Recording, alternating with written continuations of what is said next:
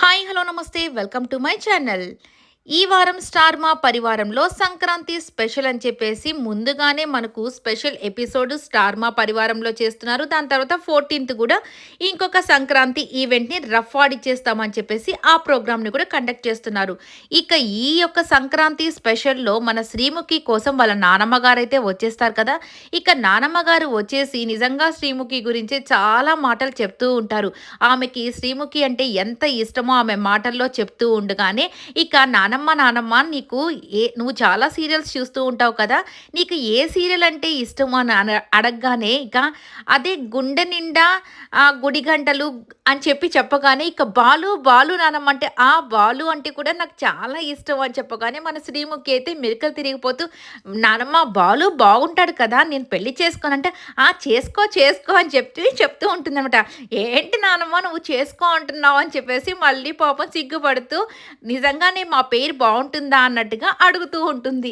ఇలా సరదాగా ఉంటుంది. ఇక నానమ్మ అయితే తనకి శ్రీముఖికి కాబోయే అబ్బాయి గురించి ఒక బోర్డ్ అయితే తెప్పించేసి అడుగుతూ ఉంటారు. ఏమేం క్వాలిటీస్ కావాలి మీ మనవరాలకి కాబోయే భర్తకి అని చెప్పి మన హరి అడుగుతూ ఉండగానే ఇక బామ్మగారు ఒక్కొక్కటి చెప్తూ ఉంటారు. మా పాప కంటే ఎక్కువ సంపాదించే వ్యక్తి కావాలి అనగానే ఇక హరి అయితే అమ్మా ఈమె కంటే ఎక్కువ సంపాదించే వాళ్ళు ఈ యొక్క మన షోలో కానీ ఇంకా ఎక్కడా లేరు. ఈమె ఎక్కువ సంపాదిస్తుంది. స్టార్ మాలో ఉన్న ప్రతి ప్రోగ్రామ్ ఈమె చేస్తూ ఉంటుంది కాబట్టి యాంకరింగ్ ఈమెకే ఎక్కువ పేమెంట్ అయితే వస్తుంటుందని చెప్పేసి చెప్తూ ఉండగానే ఇక అందరూ నవ్వుకుంటూ ఉంటారు. నెక్స్ట్ వచ్చేసరికి ఈమెకి బాగా వండి పెట్టే వాళ్ళు రావాలి, అన్ని వంటలు చేసి పెట్టాలి అని చెప్పి అంటూ ఉండగానే ఇక వంటవాడు కావాలి అని చెప్పి రాస్తుంటాడు హరి. రేయ్ వంటవాడు కాదురా, వంట వచ్చిన వాడు కావాలని చెప్పి రాయిరా అని చెప్పేసి చెప్తూ ఉంటుంది. ఇక నాకైతే 6 feet ఉండాలి, సో స్ట్రాంగ్గా ఉండాలి, బాగా హ్యాండ్సమ్గా ఉండాలి, నన్ను ప్రేమగా చూసుకోవాలి, ఈ క్వాలిటీస్ ఉన్న వాళ్ళు ఎవరైనా సరే నేను చేసుకుంటాను అని చెప్పేసి చెప్పగానే మన అవినాష్ వచ్చేసి ఈ క్వాలిటీస్ అన్నీ నాలో ఉన్నాయి, నేనే నీకు కాబోయే మొగుడిని అని చెప్పగానే ఇక బామ్మగారు అయితే ఒక మాట అంటారు. ఏ తుప్పాసు వాడైనా పర్వాలేదు నా మనవరాలకి, ఈ వీడు మాత్రం రాకూడదు, వీళ్ళంటోడు మాత్రం రాకూడదు అని చెప్పేసి ఈవిడ కూడా పాపం అవినాష్ మీద పంచి డైలాగులు అయితే వేసిస్తారనమాట. ఇలా సరదాగా సాగిపోతుంది.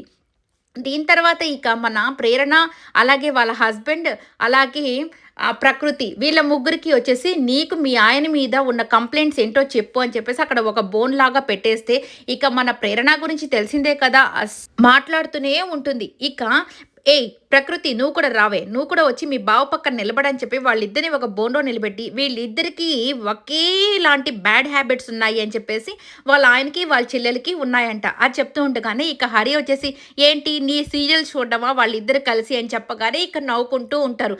అదా బ్యాడ్ హ్యాబిట్ అంటే లేదు వీళ్ళిద్దరు నన్ను బాగా ఏడిపిస్తూ బ్యాడ్ హ్యాబిట్స్ ఉంటాయి అని చెప్పి చెప్తుంటారు. సరే నువ్వు కానీ నిజంగా ప్రకృతి మీద కరెక్ట్గా తను ఏం చేసిందో చెప్పకపోతే నిన్ను అసలుకి స్టార్ మా పరివారానికి నేను రంపించను అని చెప్పేసి నేను శపథం చేస్తున్నాను అనగానే ఇక పుట్టు వచ్చేసి మీరు కానీ నిజంగా నా భార్యని ఈ స్టార్ మా పరివారానికి రంపించకపోతే ఇంకొక పుట్టు త్వరలోనే వచ్చేస్తాడు అని చెప్పేసి చెప్తూ ఉంటాడనమాట. ఇలా సరదాగా ఏంటి అలా అంటున్నావు అంటే అంతే కదా, ప్రతి ఆదివారం మేము మీతోనే ఉంటే ప్రతి షోలో తను ఇక్కడే ఉంటుంటే ఇక మాకిద్దరికి ప్లేస్ ఎక్కడ దొరుకుతుంది, ఇక పుట్టు ఎక్కడి నుంచి వస్తాడు, అందుకే మీరంతా షోలకి పిలవకపోతే తను హ్యాపీగా నాతోనే ఉంటుంది, చక్కగా కాపురం చేసుకుంటుంది, ఇంకొక పుట్టుకైతే మేము ప్లాన్ చేసుకోవచ్చు కదా, అందుకే ఇలా చెప్తున్నానని చెప్పేసి పుట్టు అయితే చెప్తూ ఉంటాడనమాట. నిజంగా చాలా బాగా మంచి క్యూట్ పెయిర్ అని అనిపిస్తూ ఉంటుంది వీళ్ళిద్దరు చూస్తున్నప్పుడు. ఇక నెక్స్ట్ అవినాష్ వాళ్ళ అమ్మగారు అయితే ఆ బోన్లోకి వచ్చి నువ్వు చెప్పు కంప్లైంట్స్ అనగానే ఇదిగో వీడు లాంటి వాడు నిజంగా చాలా మంచివాడు, అలాగే వీడిని నీ షోలో పెట్టుకోవడం నిజంగా నీ అదృష్టము, నిజంగా ఇలా చెప్తుంటే ఏంటి నువ్వేమన్నా నీకేదన్నా తలకు దెబ్బ తగిలిందా అంటే అవునమ్మ తలకు దెబ్బ తగిలింది అందుకే నువ్వు ఇలా మాట్లాడుతున్నావు, వాడు మంచోడా అని చెప్పేసి అంటూ ఉండగానే ఇక అవినాష్ వాళ్ళ నాన్న మైక్ తీసుకొని వీడిని అసలు ఈ షోలో పెట్టుకోవడమే దండగమ్మ, అసలు ఫస్ట్ ఆఫ్ ఆల్ వాడిని షోలో నుంచి తీసేసేయండి అని చెప్పి చెప్తూ ఉంటాడనమాట.